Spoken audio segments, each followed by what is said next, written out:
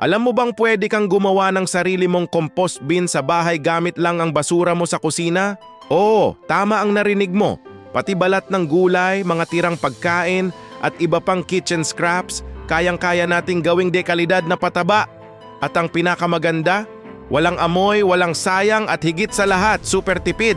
Araw-araw, libo-libong toneladang basura mula sa kusina ang itinatapon natin. Sayang, di ba? Isipin mo na lang ang balat ng prutas na kinain mo kanina, yung pinagbalatan ng gulay para sa sinigang o kahit yung tirang kanin, lahat yan puno ng sustansya na pwedeng ibalik sa lupa.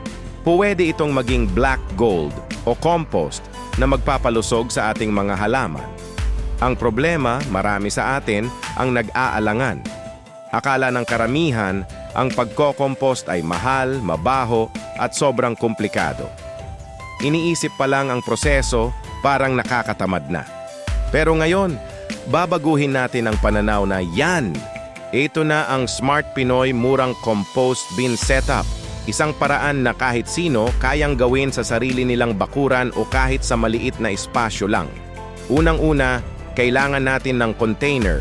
Pwedeng-pwede yung luma ninyong timba, balde ng pintura na hindi na ginagamit o kahit anong malaking plastic container.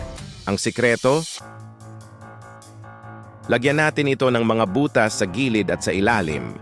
Ang mga butas na ito ay para sa proper airflow o daloy ng hangin na napakahalaga para hindi bumaho ang ating compost. Isipin mo na lang, kailangan din huminga ng mga good bacteria na siyang magtatrabaho para sa atin. Pwede kang gumamit ng drill o kahit mainit na pako para butasan ito.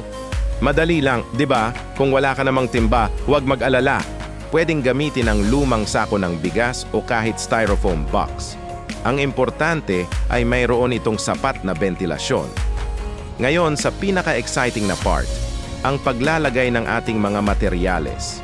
Sa composting, may tinatawag tayong greens at browns.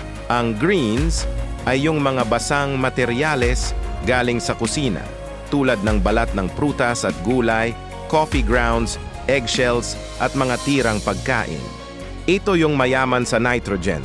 Ang browns naman ay yung mga tuyong materyales tulad ng tuyong dahon, ginupit na karton o papel, kusot o dayami.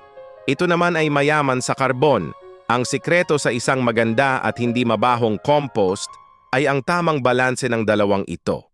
Ang ideal ratio ay 1 part green sa 2 parts brown. Paano natin ito gagawin? Simple lang. Magsimula tayo sa paglalagay ng isang layer ng browns sa pinakailalim ng ating bin. Mga 2 hanggang 3 pulgada ang kapal. Ito ang magsisilbing parang espongha para sipsipin ang sobrang liquid mula sa ating kitchen scraps. Pagkatapos, ipatong na natin ang ating greens o yung mga basura galing sa kusina. Pagkatapos ng greens, patungan ulit natin ng layer ng browns. Ulit-ulitin lang ang prosesong ito. Greens, tapos browns, greens, tapos browns, parang paggawa ng lasagna. Ang huling layer sa ibabaw ay dapat laging browns. Ito ang tatakip sa mga kitchen scraps para hindi ito langgamin o dapuan ng mga peste at para makontrol ang anumang amoy. Pagkatapos nating i-layer, takpan lang natin ang ating compost bin. Hindi kailangang sobrang sikip. Sapat lang para hindi ito pasukan ng ulan o mga hayop. Tapos, ano ang susunod na gagawin? Kailangan nating halukayin ang ating compost pile minsan sa 1 linggo. Pwede kang gumamit ng pala, malaking stick o kahit anong panghalo. Ang paghahalo ay nakakatulong para ma-distribute ang hangin, init at moisture sa buong pile na magpapabilis sa proseso ng decomposition.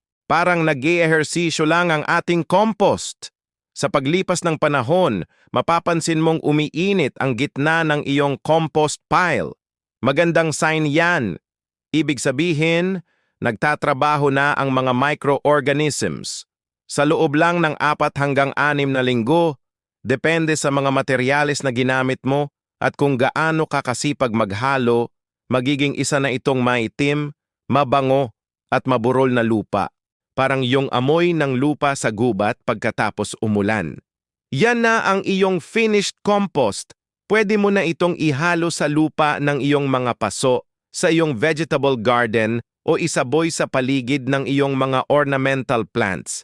Siguradong matutuwa ang mga halaman mo sa libreng sustansya. Imagine, yung dating basura na tinatapon mo lang, ngayon ay nagbibigay buhay na sa iyong hardin. Nakatulong ka na sa kalikasan, nakatipid ka pa sa gastos sa fertilizer, sulit na sulit. Sana ay marami kayong natutunan ngayon. Huwag matakot sumubok. Kung may mga tanong kayo, i-comment nyo lang sa baba at sasagutin natin yan. At para sa mga susunod pa nating gardening tips, huwag kalimutang mag-subscribe sa ating channel at i-click ang notification bell. Abangan nyo ha, dahil sa susunod nating video, ituturo ko naman kung paano magtanim ng organic na talong gamit mismo ang compost na ginawa natin ngayon. Hanggang sa muli mga ka-agri, happy composting!